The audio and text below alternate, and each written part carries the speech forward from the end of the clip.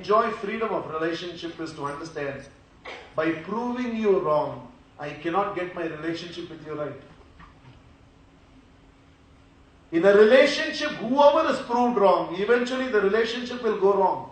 Somehow this enormous egoistic need is there all the time to prove I am right, you are wrong. I am holier than thou. And in this entire war that we have to prove the other wrong, so that I will look right, please understand, by convincing everybody in the world you are ugly, I don't become beautiful. In fact, by convincing enough people in the world you are beautiful, I become beautiful. By getting enough people to understand where they are right, I get relationship right. And yet there is this enormous war all the time to prove the other wrong, not realizing eventually the whole relationship goes wrong as a result. In relationship, it's not the question of whose mistake, it's the question of whose life.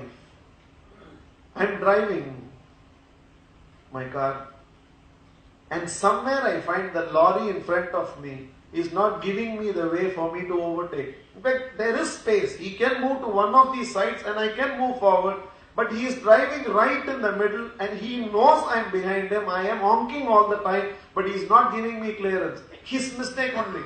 Can I press the pedal and go and hit the lorry? It's his mistake only. Will I do that? Anybody here, if you are there, you please tell me I am like that. I want to come and touch your feet. You are a rare human being. I am driving my vehicle and I see that there is a lorry which is coming on the wrong side. I am on the right side, but he is coming on the wrong side. Anybody here? For me, principles are everything. When I know I am right, why should I adjust?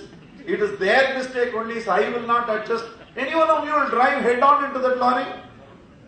For 1 or 2 minutes, you will remember all these principles, values. I will not adjust when I know I am right. Once he comes close enough, with some Hindi bad words which you know, you will share and you will move and give him the way.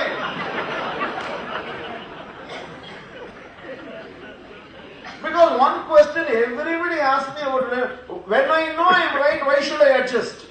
Here also on the road, you know you are right. He is only wrong. Will you adjust or not? Second lorry is coming on the wrong side. What will you do? Will any one of you say, there is a limit to adjusting in life. If I go on adjusting, they will take me for granted. I will not adjust. Any one of you? 17th lorry is coming on the wrong side. What will you do? You think maybe government of India has passed a new resolution. You in India now will have to like others. But what do you think? What else to do? Of course, that will not happen because government of India rarely takes decisions these days. But that's what you will do. Now you don't need any teacher to ever come and teach you what you have to do on the road. Intuitively all of us understand. In dealing with the limitations of the traffic in the road, it's not the question of whose mistake, it's the question of whose life. Not to hit and not to get hit, both is only your responsibility. No blaming on the road makes sense. You cannot lie down with a fracture in the hospital and say, but it's not my mistake, he only came and hit. Still, who's having the fracture?